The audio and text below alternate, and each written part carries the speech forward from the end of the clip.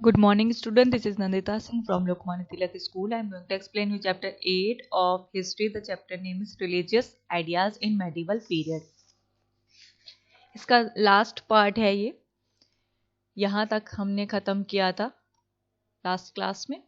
Despite the wide spread popularity that, हम इस part में मोनोथिस्टिक मूवमेंट्स के बारे में पढ़ रहे थे. मोनोथिस्टिक मूवमेंट्स मीन्स एकेश्वरवाद, जिसे हम कहते हैं एक ईश्वर में विश्वास रखना. Despite the widespread popularity that the teachings of the monotheist enjoyed among the masses, the followers of each one of the major figures in the monotheistic movement, like Kabir and Nanak, gradually organized themselves into exclusive sectarian orders called Panth, such as Kabir Panth and Nanak Panth.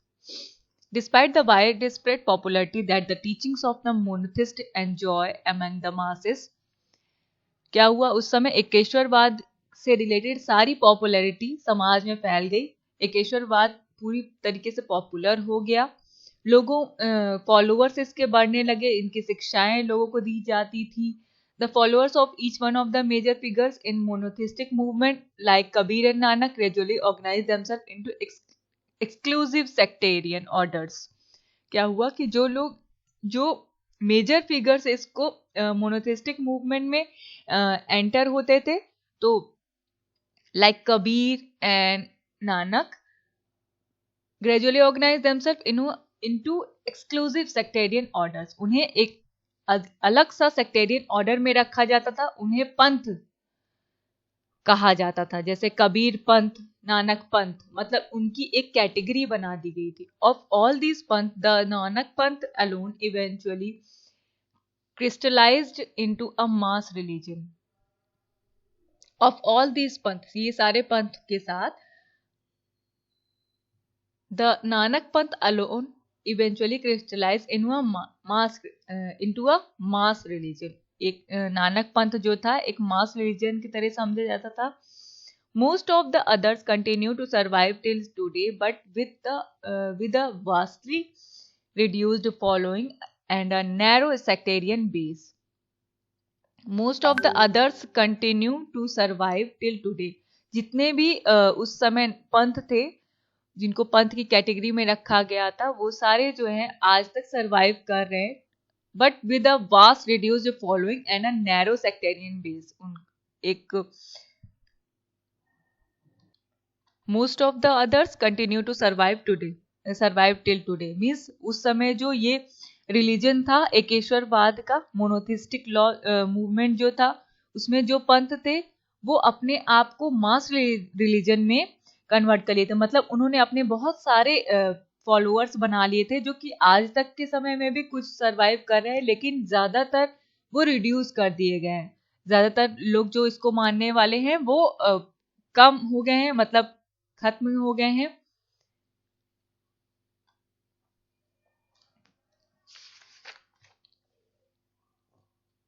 In Gujarat, Bhakti was preached by the Vallabh sect of Vallabhacharya and another important saint Narasimha Mehta. Gujarat में भक्ति movement जो है was preached by, उसका उपदेश दिया, भक्ति movement से related उपदेश दिया जाता था by the Vallabh sect of Vallabhacharya और दूसरे जो इंपॉर्टेंट सेंट थे नरसिम्हा मेहता. इन्होंने भक्ति मूवमेंट से रिलेटेड उपदेश दिया था. The Vallabh sect became popular among merchants and land owners of Gujarat. Vallabh sect जो था वो फेमस हो गया था मर्चेंट्स यानी व्यापारियों में और लैंड ओनर्स में. गुजरात के मर्चेंट्स और लैंड ओनर्स में ये फेमस हो गया था. लैंड ओनर्स में जमींदार. इन कर्नाटक द सैव bhakti cult of the Kannada speaking Virashaiva was developed during the 12th and 13th century. Karnataka में शैव भक्ति cult of the Kannada speaking, शैव भक्ति से रिलेटेड कन्नड़ भाषा को बोला गया, उसका यूज किया गया. Virashaiva was developed during the 12th and 13th century. 12th और 13th century में विरासय वास डेवलप्ड किया गया. कन्नड़ स्पीकिंग विरासय वास डेवलप किया गया. They preached a strong, radical and heterodox concept of bhakti by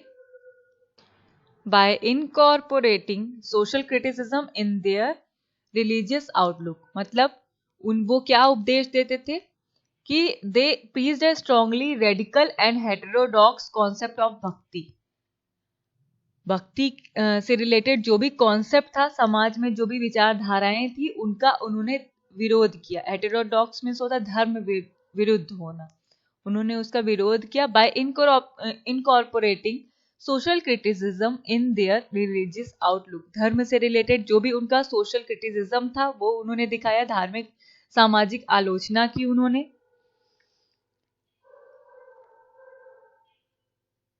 ये यहां से था. भक्ति movement in other religion. Shaiva bhakti flourished in Kashmir in the 14th century. Shaiva bhakti flourished हुई कश्मीर में 14th सेंचुरी में. मोस्ट प्रोमिनेंट ऑफ द सैव bhakti saints was a women, Lal Ded. Shaiva भक्ति में ज्यादातर जो संत थे वो वुमेन होती थी.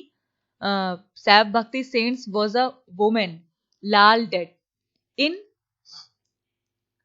Gujarat, Bhakti was preached by Vallabh sect of Vallabhacharya and another important saint Narasimha Mehta. इसमें दूसरे जो इम्पोर्टेंट प्रीचर थे, उपदेश देने वाले थे, सेंट थे, संत थे, वो कौन थे? वल्लभाचार्य और नरसिम्हा मेहता थे. द वल्लभ सेक्ट को बहुत ज्यादा पॉपुलर हो गया था मर्चेंट और लैंड ओनर्स में गुजरात में.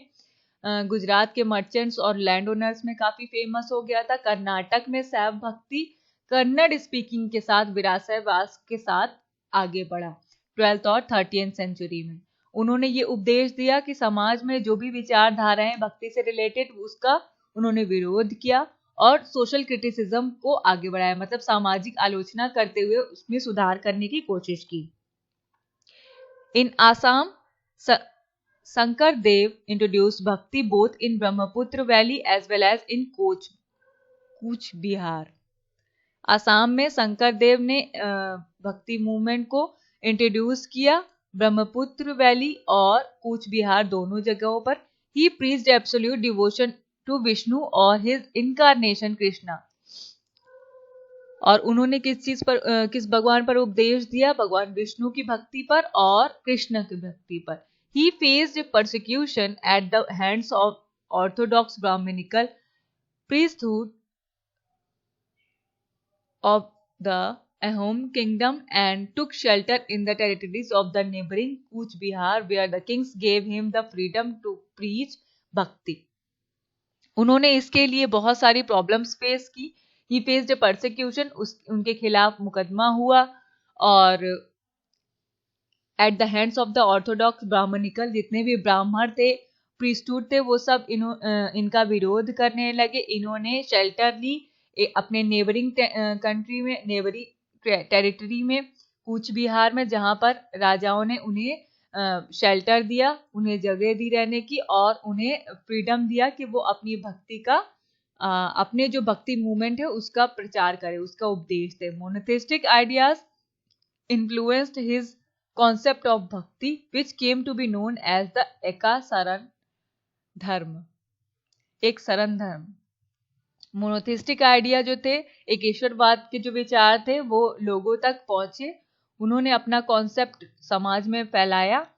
His concept of bhakti which came to be known as Eka Sharana धर्म. उनका जो कॉन्सेप्ट था वो एक शरण धर्म कहलाता था.